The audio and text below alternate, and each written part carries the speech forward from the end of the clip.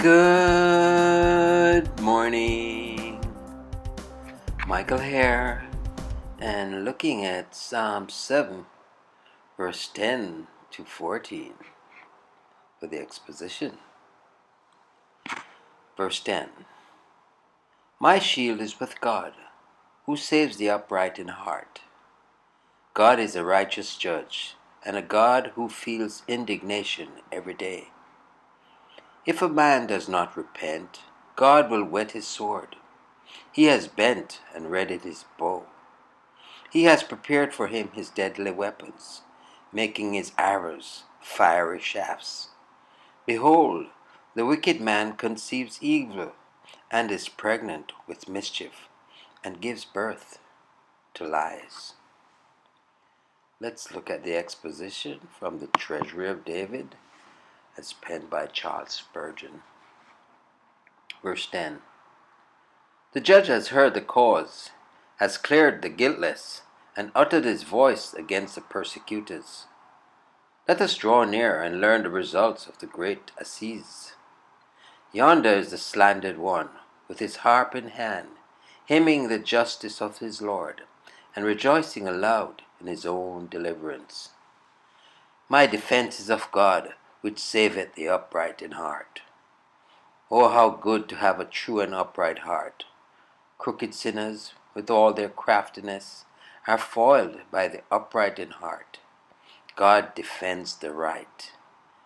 Filth will not long abide on the pure white garments of the saints, but shall be brushed off by divine providence, to the vexation of the men by whose base hands it was thrown upon the godly. When God shall try our cause, our sun has risen, and the son of the wicked is set forever. Truth, like oil, is ever above. No power of our enemies can drown it. We shall refute their slanders in the day when the trumpet wakes the dead, and we shall shine in honor when lying lips are put to silence. O believer, fear not all that thy foes can do or say against thee, for the tree which God plants, no winds can hurt. Verse 11. God judgeth the righteous. He hath not given thee up to be condemned by the lips of persecutors. Thine enemies cannot sit on God's throne, nor blot thy name out of his book. Let them alone, then, for God will find time for his revenge. God is angry with the wicked every day. He not only detests sin, but is angry with those who continue to indulge in it. We have no insensible and stolid God to deal with. He can be angry. Nay, he is angry today and every day with you, ye ungodly and impenitent sinners.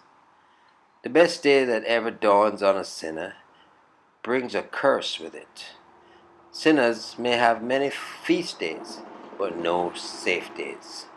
From the beginning of the year even to its ending, there is not an hour in which God's oven is not hot, and burning in readiness for the wicked, who shall be as stubble. Verse 12. If he turn not, he will whet his sword.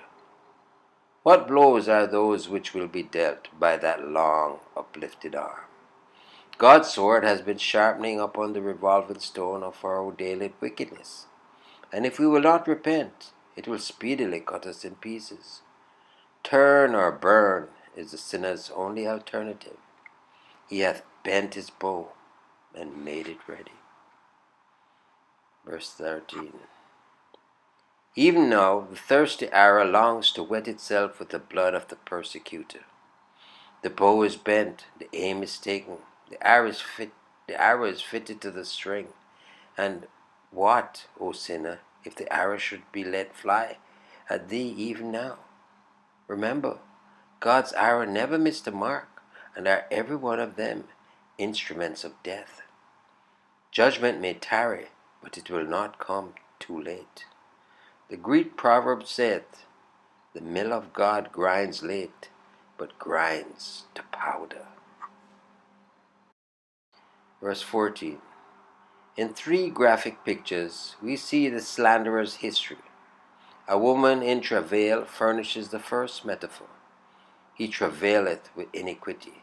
He is full of it, pained until he can carry it out. He longs to work his will. He is full of pangs until his evil intent is executed. He hath conceived with mischief. This is the original of his base design. The devil has had doings with him, and the virus of evil is in him. And now, behold the progeny of his unhallowed conception. The child is worthy of his father. His name of old was the father of lies. And the birth doth not belie the parent, for he brought forth falsehood. Thus, one figure is carried out to perfection. The psalmist now illustrates his meaning by another, taken from the fragments of the hunter. Yes, that's our mission for today. And a lot of people think that God is a la la la la la la la la la la God.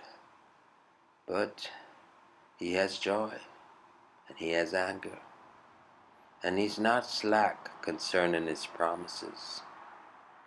Woe besides those who would reflect and reject his instructions to live right. Well, Michael here, trust you enjoyed the meditation. Until next time, declaring yet again, Jesus is Lord. Till next time, be blessed.